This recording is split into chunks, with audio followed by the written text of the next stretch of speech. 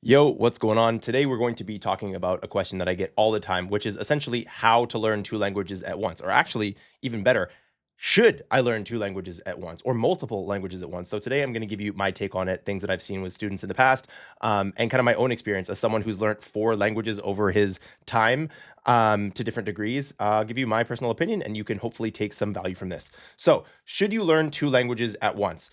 If you're the kind of person who's been saying to yourself, okay, there's a mess of words from different languages in my head and I can't figure them all out, or I got worse in German and English because I started to try and learn German and then I lost my English as well, and they both just kind of went downhill. If that's something that you struggle with, then this video is definitely going to be for you. So let's just kind of get into it. Everyone says pick one and they're only half right. Okay. A lot of people say only stick with one language because if you do that, you're going to get a lot better at that one language. And honestly, I'm mostly in that camp, but it's only half right. And we're going to get into exactly what part they're missing if you're really, really intent on doing this. So here's what this video is going to answer. The first thing is why two at once quietly backfires. The next is the point that everything changes, or that changes everything, I should say. Because once you get to this point, now you can actually begin to study multiple languages efficiently and effectively. And we're going to get into what that is. And then how to actually run two. Now, of course, if you want, you could probably apply this to 3 or 4 or 10 or 20. Maybe obviously 20 is going to be a little bit hard, but the point is that this is for multiple languages. So any of the ideas or lessons that you learn in this video are going to be able to help you apply, generally speaking, to just handling multiple languages more than just one at a time. So you're going to get the whole picture, and there's basically going to be 3 questions that are going to unlock as we go. All of these 3 questions are going to get their answer, and by the end of them, you'll be able to use them for yourself. So here's the real problem. People say, hey, your brain can't hold 2 languages. Actually, it can, but parallel is really, really slow. If you do this in parallel, really slow. And I know a lot of people hate hearing this because they want to learn Korean in the morning, German in the afternoon, and Portuguese at night, right? They want to learn all these different languages, but I'm just telling you, parallel is really slow. And again, we're going to get you to the point where you understand multiple languages. That's the goal, or at least you're studying multiple languages in the endeavor of learning multiple languages, but we're going to go the more efficient route. So 2 at once, let's say you're doing Mandarin and Korean, okay? 50-50, that's gonna take you a while, okay? It's really not gonna be that efficient. But if you do one at a time and you dedicate all of your brain power to Mandarin, you're gonna get way better progress way faster. Now, why is that? Because it's the same brain, same hours, but full speed only when it isn't split. If you're splitting your brain constantly, right, then these little things that you take from Mandarin are gonna hold you back in Korean. And these things that you have in Korean are gonna hold you back from Mandarin. Now, I will say at this point, I've heard people say that if you learn 2 languages that are really similar, it can help because, of course, you're learning maybe some grammar things that are together. Like, let's say like a Spanish and an Italian, or even a Spanish and a Portuguese. There's some grammar elements, or at least most grammar elements even, that might carry over and things like that. But honestly, you're probably going to get muddled. You're probably going to forget. You speak half Spanish, half Portuguese, and you're not going to know when both are happening. And that's a really big problem. Now, if the languages are really dissimilar, so I'm talking something like a Mandarin and a Spanish, then maybe you can do it. However, all the time that you're putting into Spanish, you could have been putting into Mandarin, which again, foreshadowing, that was my story. I took time away from Japanese to just go fully into Mandarin. So really, we're at this conundrum, okay? And we talk about how parallel is just really slow, and we're splitting one brain amongst multiple things when we could be getting leaps and bounds in one language. And again, remember, this is all within the whole like idea that we're going to get to a point where we're speaking both languages. So again, I'm not just saying learn one, just hold on. Okay? So 2 at once isn't impossible, it's just slow. At once, okay? I'm not saying that you can't learn 2 languages, I'm just saying at once. It's just slow. So answer 1, basically, here's where we're at. Why 2 at once quietly backfires is because it splits one working memory and it's half speed in both, which kind of just sucks because also another big piece that maybe people don't talk about enough is motivation and adherence, which I talk about a lot. If you're not motivated or you don't adhere to the system, then you're not gonna make any progress. I always say that the mediocre system that you do is infinitely better than the perfect system that you don't. So if you'd love to learn 2 languages, but you never stick to it because you're not motivated, you don't see progress in either one, then yeah, it's going to be really challenging to make any progress in either one because you're not getting those leaps and bounds that then reinforce this isn't just something you're doing, it's part of your identity. And when it's part of your identity, you really like it. It's hard to put it down. And that's when the real progress shows up. So the next point here is the point that changes everything. What flips this whole kind of discussion on its head? It is the zip tie point. And we're going to talk about what the zip tie point is, and we're going to talk about how to get you there if you're really interested in multiple languages. So I talk about it being roughly 1,500 words, which works out to 75% recognition. Now, this won't be anything new to you. You will have heard me say this if you come back to my channel often, that once you know about 1,000, 1,500 words in a language, that makes up about 75 to 80% of a language by volume. And what that means is that basically any word that comes out of, I mean, roughly, any word that comes out of someone's mouth in the target language you're learning has a 75% chance of roughly being one of the ones you know, provided you know this 1,500, these guys right here, provided, oh, wasn't meant to be an arrow, but we'll run with it. Like, provided that it was going to be, you know, these 1,500 words, then you're going to have 75% recognition, and that's the zip tie point. We're going to talk about how to get into it. So this is the point that the language becomes a part of your life. So first off, let's talk about why is this called a zip tie? Well, below, your brain basically prunes things out and it slides back. Okay, this is what's happening over here when you're below the 1,500. But when you're above, it's locked in, and really languages only go dormant. They don't like disappear. They kind of only go dormant. I've never really believed that you fully lose a language. It's kind of like learning a song, okay? It's like if you heard a song 10 years ago, let's say, and you haven't heard it since, but you heard the song a couple times 10 years ago. When you hear it again, you're going to be like, oh yeah, it's that song. I remember that song. You might not remember all the lyrics or who it's by, but you have no doubt that you're like, I've heard this song before. Yes, I know this song in some capacity. That's kind of the view that I take when it comes to about this 1,500 words piece. Now, here, obviously, is the zip tie.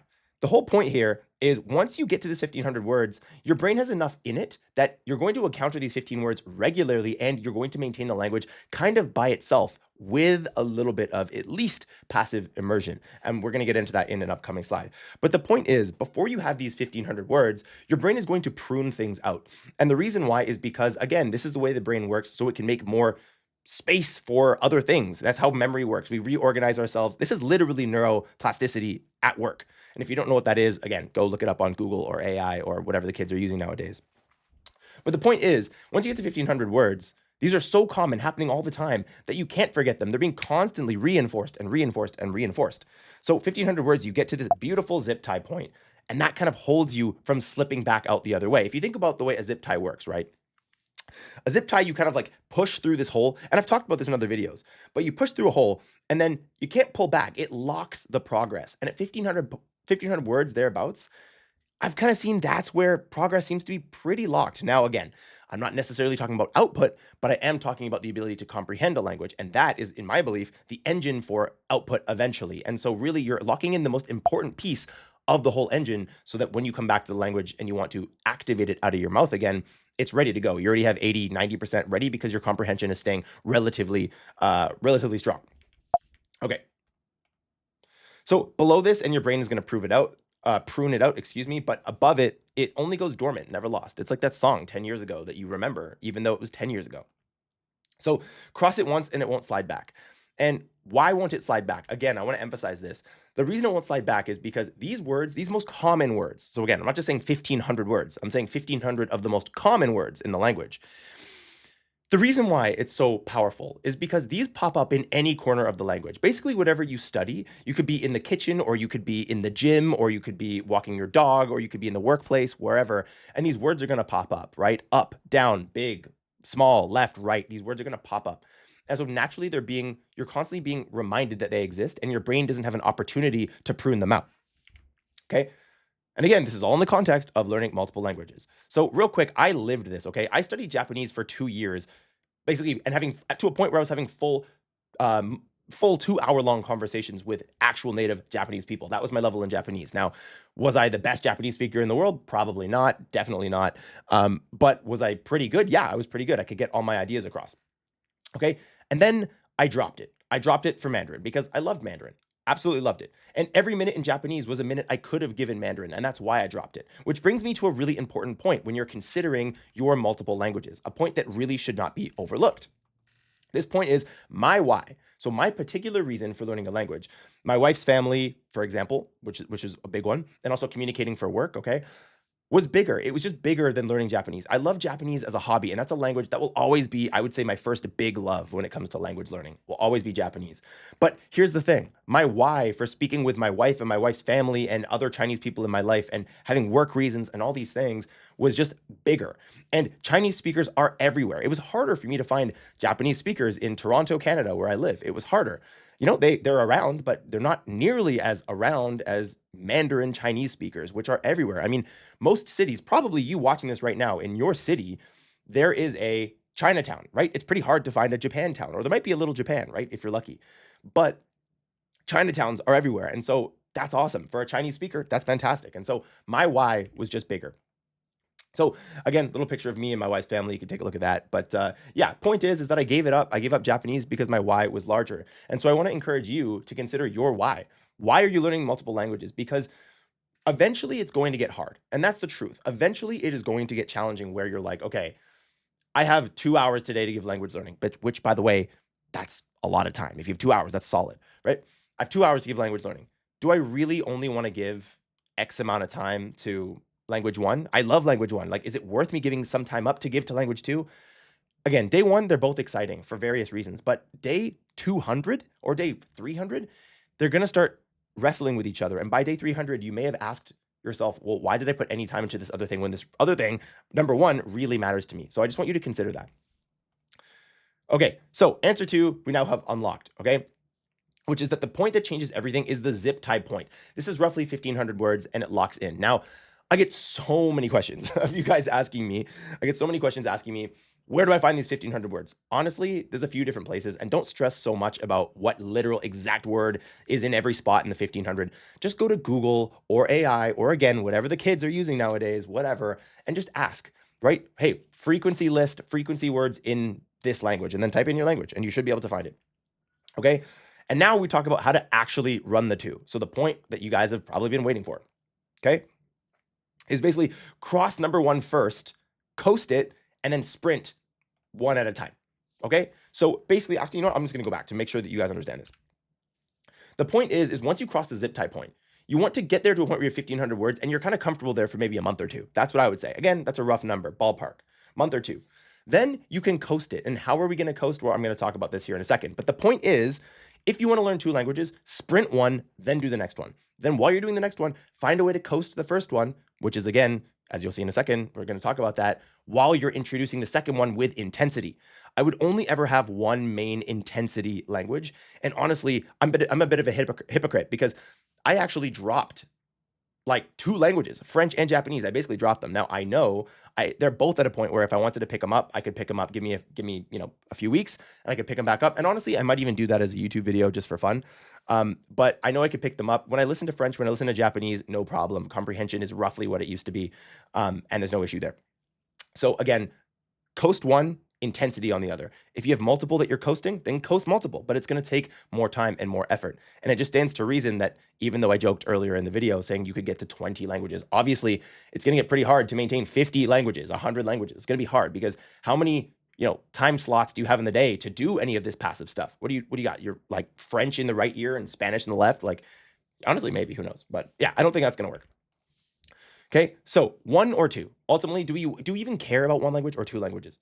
So here's a question for you to consider that you might not have considered, your actual goals in language learning. Do you want to be pretty good at several languages, or do you want to be incredibly good at one? Those are both super valid answers. You can be pretty good at a bunch of languages, or you can be really, really great in one. It's up to you. My personal goal is I want to be really, really good at Mandarin, and that's what I put all my time into, at least right now.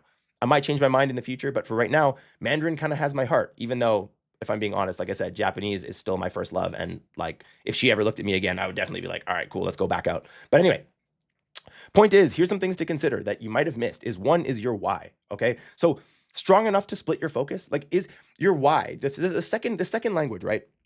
The second language that you're considering, is it actually your reason for learning it more than just I'm kind of interested in it, which again is a valid reason. But the point is your why for the second language. Is it strong enough that it really contends with taking any time from your first language? It might be. That's for you to decide. Okay. For me, it wasn't. Number two is language number one. Is it past the zip tie point? Are you at a point where you can listen to passive immersion and naturally it's going to pique your ears and you're going to tune into certain things? Because if you're not there yet, then as soon as you move to language number two, the pruning process is just going to happen and it's just going to disappear because you don't have enough stuff around in your environment to naturally keep the things high exposure. Okay. So let me also make this point to you that you might understand the way an SRS works. So I'm talking Quizlet, Memrise, Anki, any of these apps, okay? The way they work is by showing you these things regularly, essentially, okay? I'm not going to get into the nitty gritty of it right now. Showing you them regularly, basically, like a flashcard. If you have high frequency vocabulary, about 1,500 words, let's say, then no matter what you do in the language, you're going to come across those words. You're going to come across them. That's literally what high frequency means. They're high frequency. You're going to hear them all the time. So your brain doesn't get a chance to prune them. If you're not at the zip tie point, it might be hard because you might have these sparse words that are not enough to connect real meaning in sentences, and so they naturally just kind of fall away. That's why I say 1,500, because it's this critical mass of you have enough words that like you understand different contexts, but also you have enough words that these words together can actually produce real meaning in your brain that can trigger that whole memory loop of concept connected to word, not just random words that are just spread out everywhere. Okay. Next is environment. So where's the real world ROI? Where you're doing this, like for me with Japanese, I love it. I still loved it. But the problem is I just had so few opportunities in my life to really use it. And you might be the same with your target language. I don't know. It's up to you to decide. Again, these are all just submissions for you to consider what you want to do here. And then bandwidth, okay? Can you actually adhere to both? So for example, we'll get in, I think the next slide is going to show you this, but basically 2 intense at once, if you're doing 2 of them really intensely at once, it's really hard to adhere to that, okay? At least not for long enough that you actually get the results in the language. But sequentially, you can do it. You can do it. I think you can do it. I've seen it done. So if you run 2, let's talk about these points. If you decide to run 2, then first thing is get the number 1 past the zip tie point first. That's the first thing you want to do. Second thing is make sure you actually find time to coast it. I'm talking 30 minutes a day with passive input, okay? Like minimum. And that's just kind of off giving you my best guess. It might require an hour of passive immersion a day. This is something for you to experiment with. But what I can tell you is if you make sure you get 30 minutes a day, at least you're building the habit of exposing yourself to the language. Now, how do we do that? That's this point number 3 that I so perfectly just tied into. I didn't even look at that. I'm awesome. Just kidding. But anyway, okay. The habit is pair it with something. So your commute, your dishes, your dog walking, your showering, you're sitting on the toilet, whatever you're doing. Pair some immersion with something you already do so that you can't miss it and there's no excuse. If you already every single day, hopefully you're brushing your teeth, okay? If every day you get up and brush your teeth, like just have something ready to go so that you can just play it. For me personally, what I like to do, and again, I don't think I'm racking up a ton of hours, a ton of time with this. And also it's Mandarin, which is my main language and I spend a bunch of time with anyway. So if this were Japanese though, you could apply this, to your case. What I do is as I'm going to bed, I have YouTube Premium. I turn on YouTube Premium. There's like a sleep mode. And what it basically allows you to do is set like a timer. Or actually, you know what? It's called sleep timer. You set a timer and then it'll basically, when that timer counts down, it'll just turn off. And I kind of go to sleep listening to Mandarin stuff. Now, you might develop some sort of reliance on that. I'm not totally sure the neuropsychology of that. Maybe it's a good idea. Maybe it's not. But the point is, people like to go to sleep listening to the radio all the time. I do the same thing, except I just do it in Mandarin. If you could do that with your language 2 or language 1, whatever, whichever one you're trying to coast on, that could be a perfect way to get at least 5 minutes before you fall asleep, right? Or more, if you're lucky, right? Because then, listen, actually, then I'll say, then it's a win-win. Either you're falling asleep quickly, in which case, congratulations, your sleep is benefiting, or you're not falling asleep quickly and you're getting a bunch of immersion. It's literally a win-win. So think about it that way. And then sprint 1 at a time, never 2. Okay. If you're sprinting 2, you're going to burn out really, really quickly. And even if you don't, all the time that you were giving one, you could have given the other. And if you were giving it to the other and just focusing all on that, you would have got to the actual endpoint where you can maintain both of them sooner, the zip tie point. Okay. So coasting keeps it alive, sprinting makes it grow. That's what I want you to remember. Coasting keeps it alive, sprinting makes it grow. So let's just look at this real quick. Here's kind of the way I would do it. So as you can see, let's get my little arrow out. Actually, you know what? We'll do this guy. As you can see, you take the first language and you go up here until it gets to this high point where here's fluency, obviously, right? Here's fluency. So what we want to do is get it this high point and then, it's going to drop down because we're coasting, but then we have this other language that we can bring back up to fluent. Here, if you're doing the 50-50 split, if I'm being honest, this is really optimistic. The way that this has been drawn out is like possible, I guess, but super optimistic because to be honest, there's almost no chance that you're going to make this linear growth. Oh, that's not. Actually, you know what? Maybe that's even more accurate, but that's not what I meant to draw at all. I more meant to draw something like this. Something that's like, okay, I feel good, oh, I'm all the way down here and I quit, right? That's more likely what's going to happen. And so this is super optimistic. It's actually not going to happen like that. This is a better way to go, where you sprint really intensely, because the other thing with sprinting, right, is it feels good showing up day in and day out for hours because you are really immersing. And I've talked about this in other videos, so I'm not going to go into it too deeply right now. But what I've seen is when you're really intense for hours a day, 2-3 hours a day, 4 or 5 if you can, whatever. If you can do that, is Each hour is actually worth more than an hour. It's almost like 1.1 hours or 1.2 hours. There's this weird like video game multiplier that like applies to your studying when you're really immersed in it and you're living it, and your brain just kind of rewards your effort, it feels like. Again, nothing scientific there. That's just something that I've seen as a person who studies languages pretty religiously and has worked with thousands of people and helped them get to conversational fluency. So, okay, it's the same total hours, but one lands and split stalls both. Okay. So all three answered. Let's tie this all together and how you can actionably do stuff with this. So the first thing is, okay, why two at once quietly backfires is because it splits one working memory, half speed in both. Next is the point that changes everything is the zip tie point. 1,500 words locks it in thereabouts. And then how to actually run two, cross number one first, then coast that one, then sprint the other one. Sprint one at a time, okay? So that's the whole picture locked in of how I would do multiple languages. And if that's something that interests you, that's how I would do it. So a language, let me get my big head out of the way. A language is always growing or fading. So you sprint one and you coast the other, okay? That's how you're gonna do this. So I hope you enjoyed this video. Guys, if you are interested, this is just one piece of a bigger system. When I talk about the zip tie, all of these elements, this is like managing multiple languages even. All of this is just one piece of a larger system. If you're interested in seeing that entire system, you can go watch my video called The Fluency Roadmap. The link is in the description and the pinned comment. It's also the video that's gonna play after this. So thank you so much for watching. As always, if you like this video, let me know, and I'll see you in the next one.